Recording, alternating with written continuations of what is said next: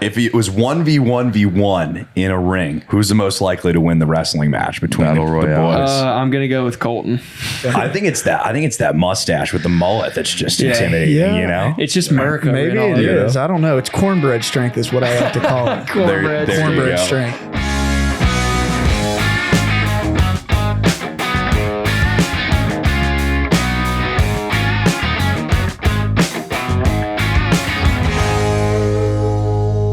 What's up, guys? We are back. 615 House Podcast. Chris Rudiger here. I'm pumped because today we don't have just a solo artist, but we got a trio of guys. They've done millions of streams. I think like 200 million streams to date. And they are crushing it right now. They're on the road with Russel Dickerson this fall. They got an album coming out October 20th. We're like, what, a couple days out from this? Yeah, very close. A few days. Very close, baby. And God, they're a handsome group of lads here in Nashville with some harmonies like no other. Please welcome into the hot seat, Restless Road. Hello, thank you for having us. Look at that. That's where we need like the clapping track to start, right? Oh man, what's going on, boys? How's the summer been? This summer's been incredible. We spent a lot of time on the road. Some of our biggest shows we've ever done. We were just talking about in Boston. We got to play at Fenway with Kane earlier this summer, so that was incredible. Yeah. Did you guys get a Fenway Frank? No, actually, we Fenway didn't. Frank. Dude, the Fenway Frank is like an iconic hot dog. You're just sitting in the ballpark. What? You got your beer, preferably Sam Adams, little Fenway There you Frank go. hot dog, watching some baseball. What makes the Fenway Frank special? I would say it has to do with the meat, but it actually has nothing to do with the hot dog. It has to do with the atmosphere. You're just locked in on the game. I get that. I think we were in Cleveland, and we were watching a baseball game there, and I had the very first time I've ever had, it was a hot dog with mac and cheese and Fruit Loops. Damn. Restless recipes. Anything's possible. Are the boys putting out a cookbook? It was pretty, I'm not gonna lie, it was probably. pretty gas. It was really good. That seems like one of those items that like does not make sense on paper, but you try it and it somehow hits. We'll Yeah. probably just dip our toes in the coffee market first with Restless Roast. Restless Roast? Yeah. Keurig pods or something. Yeah. I could team That's up that's the layup, right? yeah. Yeah, and then after that, staying in the caffeine market, we're gonna go with energy drinks called Road Rage. Okay, there you go. Are you guys trying to have a monopoly on the caffeine market? Yeah, may as well. Restless Road. I mean, it makes sense. Yeah, like move over Monster and Red Bull. The boys are coming in hot. Well, hey, I want to get into it, man. I've been following you guys for the past couple years. It's been amazing to see your success on TikTok, on Instagram, and now playing all these live shows with Kane, with Russell. But I want to backtrack a couple years. Like, how did this whole thing start for you guys? How'd you guys link up in the first place? Man, this goes back 10 years. When we were 18 years old, we auditioned for this TV show called X Factor, and a singing competition show, right? And we were individuals. We got so far on the show, we basically formed the band on the show, and then Kane Brown we met on the show, and he went on to become the Kane Brown we all know and love, right? We stayed in Restless Road doing our thing. And then what do you know? 2019 rolls around. We've been grinding. We've been writing songs, trying things out, but we hadn't really had our moment yet. And Kane Brown reaches out to us, and we all kind of just started working together. We got in the studio with Kane. He kind of took us under his wing a little bit, and he really encouraged us and supported us and really helped us do the band and Restless Road the way that we wanted to do it. And ever since then, we've been on the road. We've been putting out music, and things have just been way different ever since then. It's badass. And did you guys meet on the show? Did you know each other prior? No, yeah, we met on the show, and it felt like at first we were like kind of thinking we were pitted against each other. Yeah. I kind of thought like, and then they didn't show it on TV, but we all had to like sing off against each other, and they had like 10 songs, and they're like, everybody has to know one of these songs. Well, we all picked the exact same song. There's only Let's go. There's only one country song, so literally back to back. Yeah. We had to step forward and sing the same song against each other. And So who ended up winning the sing-off? well, no one. No No one. one. They sent everyone home. We all got eliminated. We got eliminated, but then we got this chance to do the band. And when that opportunity came up for us, it was really this just crazy God-given opportunity, because I don't think it was on our radar being in the band. But when we all met each other and we started making music together, it was so much fun, and it just clicked, and we were so excited about how we've grown up listening to so many country bands, and Rascal Flatts was a big one for us growing up, and there's been so many iconic bands through the years, and we kind of felt like, wow, we could be the next one of those. Yeah. It sounds crazy, but we could. And so that's just kind of every day been the goal and the dream. That's amazing. I mean, you guys are well on your way. I love it. When did you guys, so you link up, you come to Nashville, you link up with Kane Brown, you said you start working on a couple records. When did you guys decide, like, all right, we got to start putting out music, we got to market ourselves, get on social media? Like, how did that all happen?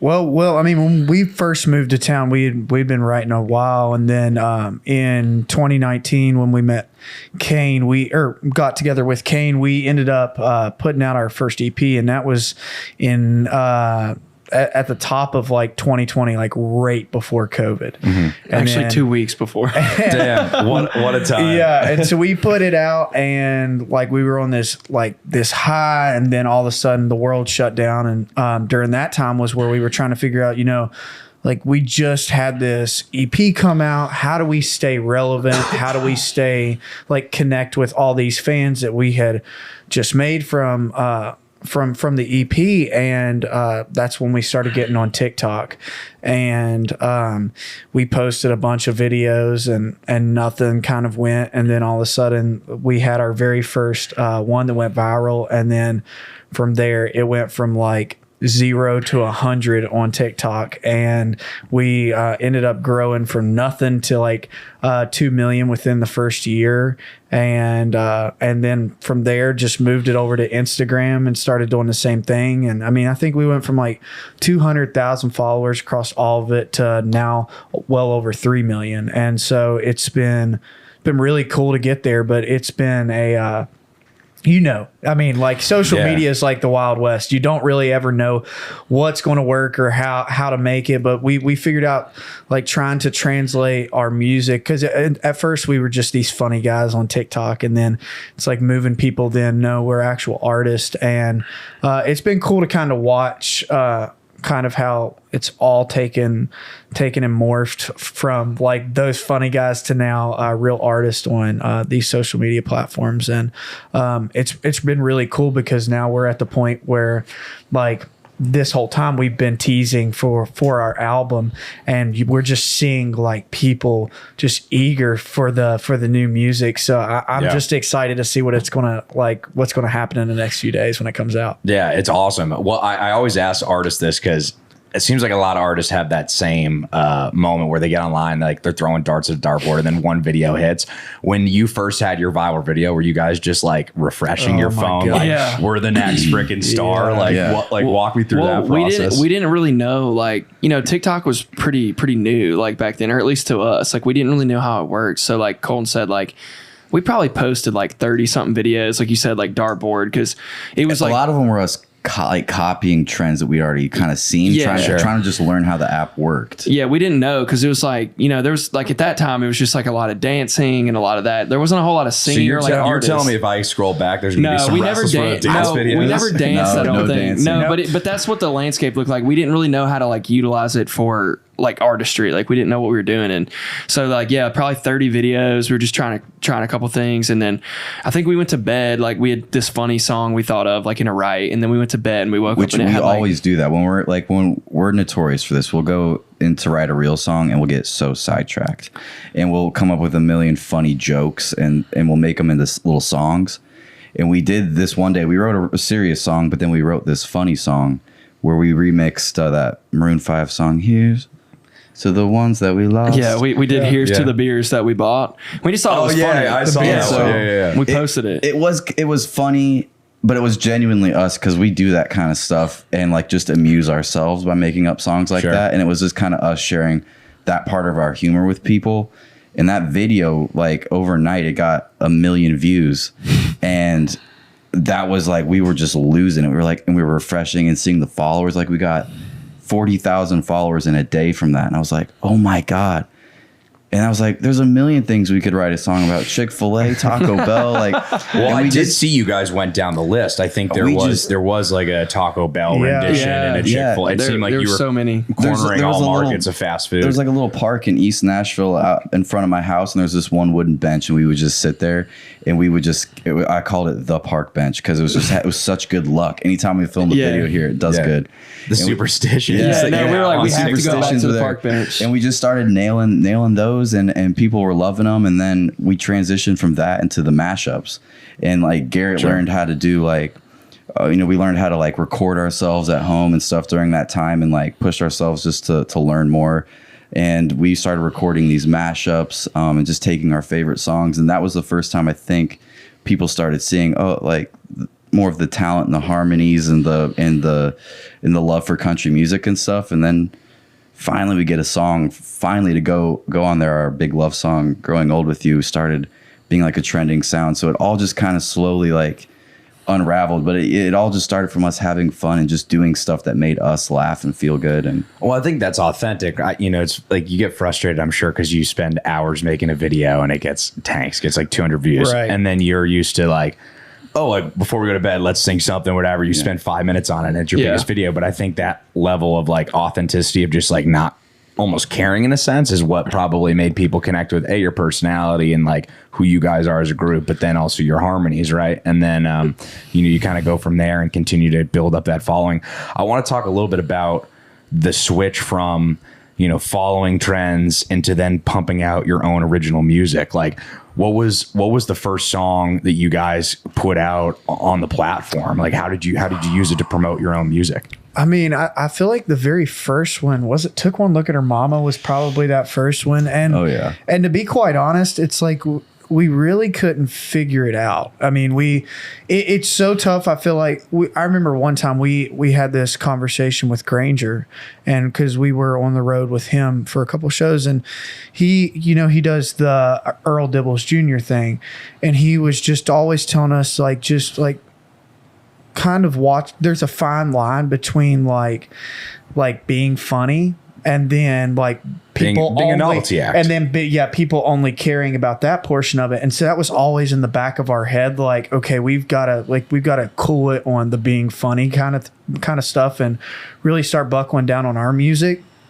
And we put out Took One Look at Her Mama, and we had people there was people that were using the video, but we really didn't have that kind of success until Growing Old With You. And then when Growing Old With You came out and we started sharing that, I mean, I don't know how many thousands of videos now have been made with Growing Old With You. And I mean, it really kind of just blew the doors off for us, like as far as from a musical standpoint on TikTok.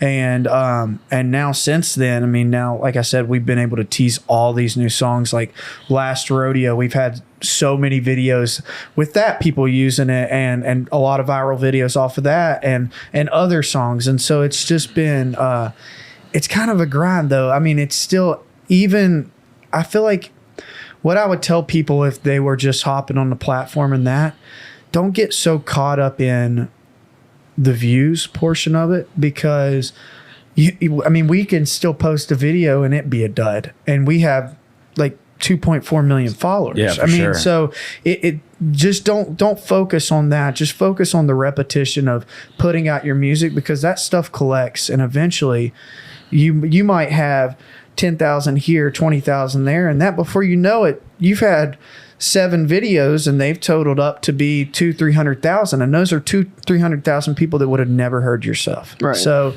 I think it's important. Isn't it crazy to think about too? Like you have 2.4 million people that are following you. Like imagine putting those people in a football stadium. I mean, to be several football stadiums. That's more than the state that I'm from. Yeah. Unreal, right?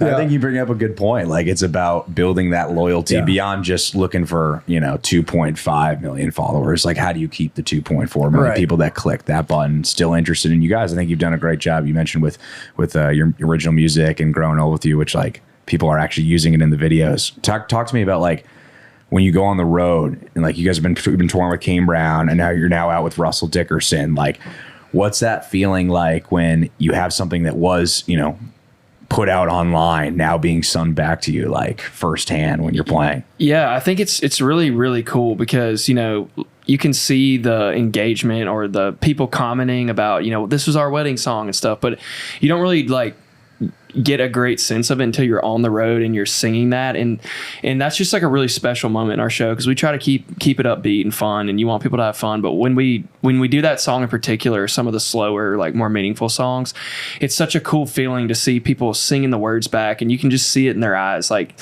what it means to them. And you know, it's just a part of their story, and like you can't really get a sense of that. Like you can hear it online, but you don't really like feel it till you see someone's face. Like just you hear 1,000 people screaming it back, and you're like, wow, like that song really actually made an impact on people, that it's like lasting. And it's just like that's like a really rewarding part of, you know, being an artist. Is just, you know, you see all that stuff, but when you're in the moment, it's like it's so powerful to see like what you've been able to accomplish like in real life. I'll never forget, we were in St. Louis on our headline tour, and there was this couple that came up to us and they told us, you guys saved our marriage. And I was like, okay, well, you need to elaborate. You can't just say, you can't just say like we saved your marriage. And he told us, he said that they had been separated for like 4 months at the time, and this song had came out. And when he heard this song, he sent this to his wife, and was telling her, he said he just told her, like, I still want to grow old with you. You're still the person that I want to be with. And that is what got them talking again. And from there, then it like rekindled that relationship. And this dude's he's crying, telling me this. And that's the reason you do it. That's like hearing those stories is like, that's why you do music. Chris, they don't call us the love doctors for nothing. I was going to ask, because I've seen a ton of videos of like, you know, people using the song in weddings. Have you guys ever thought to just go like Wedding Crashers style? We've done that so much. You wouldn't believe how many weddings we've What's been the best wedding you guys have gone to? Oh my God. Wyoming. Can't even tell you about it. It was that good. We got the manager shaking his head like this one's got to stay on the record. He said this one's off the record. I don't know. We did one in, what was the one in San Jose? We've done a handful, you know, when we get the chance to do it. It's always really fun because you know, being at a wedding, such a fun, interesting dynamic. And when you get to be there as like this surprise musical guest, it's like just a fun thing to pop in for. And you get to see the family. Everyone's always in this like that wedding mood. You know what I mean? It's just such a good time. And we like got to play in like wine country, like earlier. A wedding out there was beautiful.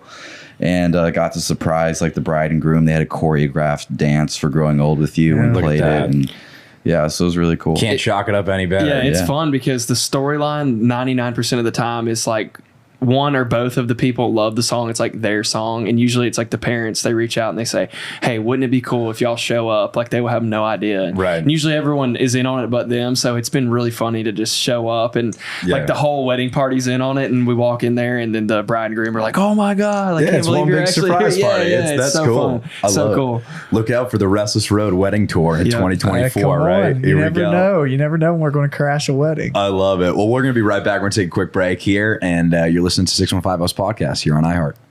What is up, guys? We are back here on the 615 House Podcast. We got the boys from Restless Road, Colton, Garrett, Zach in the crib. What's going on? I want to play a game with you guys. All right. Very simple game. Most likely to. All right. I'm gonna say most likely to do something. Right. This is where the truth comes out. And I want you to point to which person in the group is the most likely to do it. Pretty simple, right? Yeah. All right. We'll start off easy.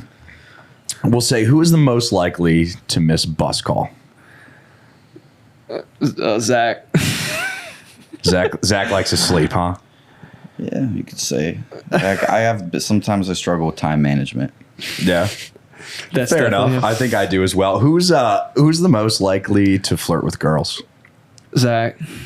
Well, mainly because it's default. Colton's married with kids. I just got engaged, so if either one of us were doing it, we'd probably be in trouble. So it's definitely Zach. There you go. All right. If it was 1v1v1 in a ring, who's the most likely to win the wrestling match between the boys? I'm gonna go with Colton.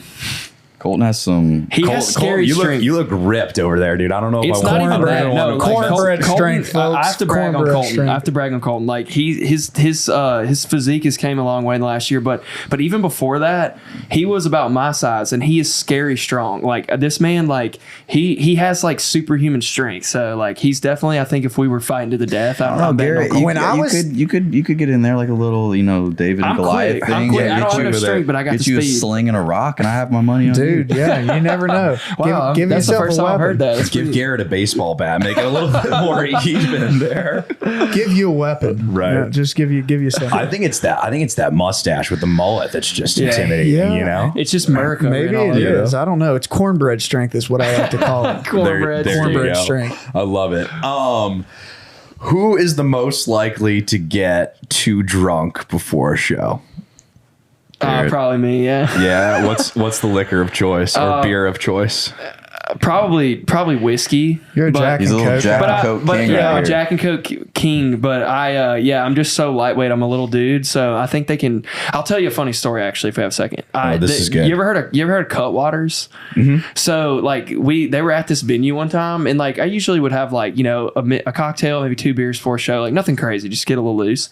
And these Cutwaters were there, and I had 2 of them like really fast, like probably within 30 minutes, and that was the worst thing I've ever done. Like I would They're highly like 12%. Yeah, they're like alcohol. 12%. I didn't know that, and like I bet 10 minutes into the show, like I'm like definitely feeling it, and I'm going, what has happened here? And when I get off stage, I'm like what? I don't understand how this has happened. And they're like, you do know those are like 12% each, and you're like you like, chug oh. 2 of them before you Yeah. go on stage. So I would highly recommend not doing that. Good to know. Don't do 2 Don't ever Cutwaters hit the before a show. Cutwater. They're great, but they're great, but don't hit them. to the buzz. Don't hit them before. But they're sneaky. There you go. Sneaky quack. I like that. Who this is going to be controversial here. I'm very curious to see what the answer is to this. We can cut this out if we have to. I already know what it's going to be. No, you probably don't. We'll see. This is going to be good. I can already tell. What do you think it is? Hold on. I'm curious to see what you think it is. You're probably going to ask some kind of Justin Timberlakey, Harry Styles question or something like that. I was going to ask Okay. who's the most likely to ditch the others for a solo career. I knew it. I knew that's what was coming. 3, 2, 1. Oh, look at that! You're outnumbered 2v1. You want to plead your case to the jury here? I don't know. I don't have any plans to do that. I don't think anyone here does. I think honestly. Why did you pick me then? Well, I don't know. Because because of that personality test that we took the other day. yeah, sure. I am a dominant. Right. I am dominant. Unreal. All right, and I think at some point we should all make our own songs. We like, actually- put our sauce on. It'd be cool. I don't know how if it would like. This was a joke somebody told me the other day. They said we should be the first ever to do our own, like when you get to like I feel like arena level, you do this. You do your headline, but then we all 3 put out solo projects before it, and then we be the openers for ourselves, and we each get we each get 15 minutes set before we and come you out. come out and sing your And it's all solo wildly stuff. different. Like I'm like doing like Christian metal and like I was everyone's like, just doing this is something weird. actually that's a really epic idea. That's like super fun. honestly, dude, it would that be is unreal. because doesn't like Dirks do that though with Hot Country Nights? Like that's such I think he opens for himself. yeah, like I think that it's such a cool is so idea. Like funny. why not do that and just do your just solo? be like a character. Like all 3 of us just This have is like. well. This goes back to your X Factor days. Look, you can go right back at it. we could literally, honestly, we really should do it because you don't even have to release that much. You can just release an EP of 3 or 4 songs because if we only have 15 minutes, that's all you're going to need anyways. Just do 3 or 4 songs and then we all come out and open for ourselves and then There you go. Look at that. You don't even have to pay the dang opener. come on. You know that you're thinking smart. I Is what know, you're thinking. why not? Unreal. Well, all right. That was a fun game and most likely too. I learned a lot about you guys. It seemed like there were a lot of votes there was a more lot toward of the Zach. Zach area here. It seems like Zach, you got some interesting people that you're working with here. I don't know what to say. He's silent. You're really sinking into that couch. Sometimes. You're silent. Yeah. You're like, all right, I'll take it. Sometimes Right. I'll take you it. say it best when you say nothing at all. There you go. Hey, I do want to jump in and talk about this album. Freaking pumped, comes out on Friday. Can't wait. Let's talk a little bit about the project, songs, the process of it. You know, what was the best part about making this album for you guys? I think just diving in, like, and really getting to focus on nothing but songwriting, because I feel like as an artist, it can be really hard to juggle like 4 or 5 things, because you're on the road, then you're juggling social media, and then what little time you have left, you're trying to write, and then you have your family time and all this. But we finished out that tour with Kane overseas, and then when we came back, we just spent the next 2-3 months just nothing but writing, and it's really refreshing to be able to wake up and know this is my sole focus for the next 2-3 months. I feel like we were able to really just pour our hearts into every single one of these songs. And, you know, sometimes as a songwriter, I feel like you're always trying to think of like this could be a good song. Maybe this is what people want to hear. But we really, I feel like, try to put ourselves in each one of the songs and really make them personal to us, so that people, when they listen to this album, they could really get a sense of who we are. That's amazing. And the album is called Last Rodeo, correct? Mm-hmm. What made you guys decide to go with Last Rodeo as the title for it? Well, it's actually, you know, like the song is talking about this ain't my last rodeo. And a lot of people will be like, for us, this is just the beginning, but we figured this ain't my last rodeo would be kind of a long one. So we went with Last Rodeo because it's simple and clean. But sure. I think, I think just the whole message behind it is like you said, we've been together a long time, and we've been through so many ups and downs. And we really wanted to tell people like, hey, like, you know, this is our story, but, you know, never let anything or anybody get you down, and just keep your eyes on the road, like keep your eyes on the prize. And, you know, you're going to go through some stuff, but like, you always got to keep your head up. And I think that, you know, once we had the full track list and everything, that just kind of resonated with us. And, you know, what did we want the album to be about? And I think that kind of summed it up in a really good way. That's amazing. Well, I don't know if you guys know this, but I did get a sneak preview of the music with your team. And I have to say, there's some good songs on there. So I'm very excited for Friday. I can't wait. Last Rodeo from the boys, Restless Road, coming out. We gotta hit the charts on this, guys. We gotta get the TikToks going. Let's run it up. We get those reels going, you know. I love it. Well, hey, we got a quick segment here that we like to do with Area. We got some jackets right there from Area. It's sitting on the table. Oh, nice. There are homies, and the way it works is this is rapid fire questions. Now, I've never done this with 3 people before, so this is gonna be very interesting. But just off the cuff, first thing that comes to mind, and we're gonna go. I think we'll go this way. Does this seem fair? Mm-hmm. Yeah, cool. All right, cool. And just whatever comes to mind, you know, don't think too hard about it. Okay. All right, here we go. Dream collaboration. Brooks and Dunn. Oh, for me too. Tim McGraw. I like that. I would say, is it somebody that's alive though? Obviously, it can be alive or dead. We got AI now. You can go back. Yeah, you can go back in time, or AI the voice. If I could go back, it would be Elvis. Wow. That'd be fun. Could you imagine? Yeah, I know this is supposed to be rapid fire questions, but we got to dig into this a little bit here.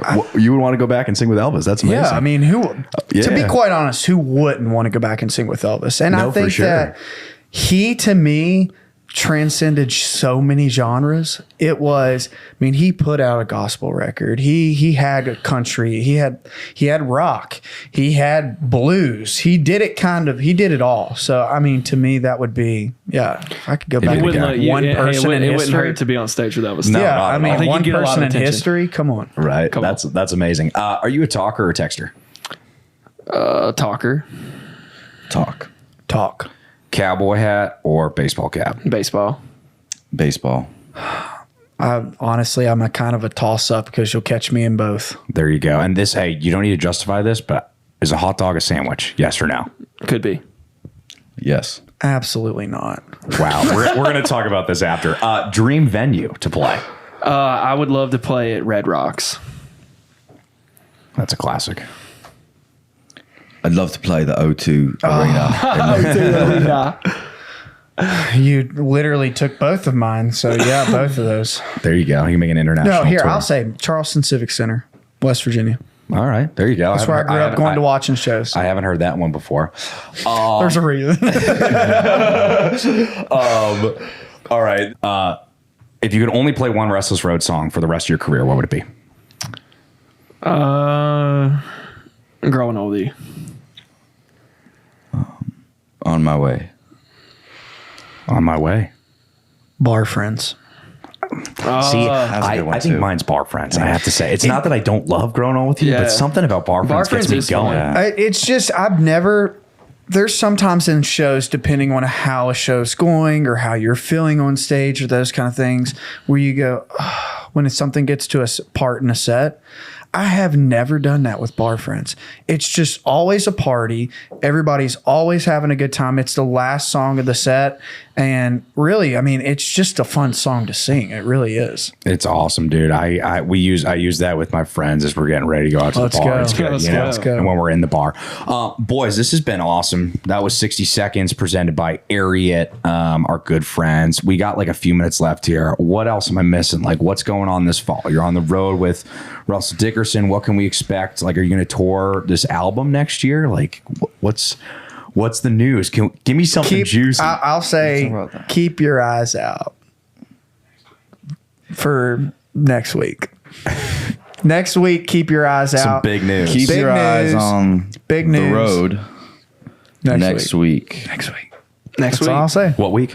Next week. No, there we go. Come The on. one The after week this one. that is next. Right? Unbelievable. All right. Restless Road. Album's out October 20th called Last Rodeo. It is not your last rodeo because It it's is really not. just the It's start kinda of the your first career. rodeo.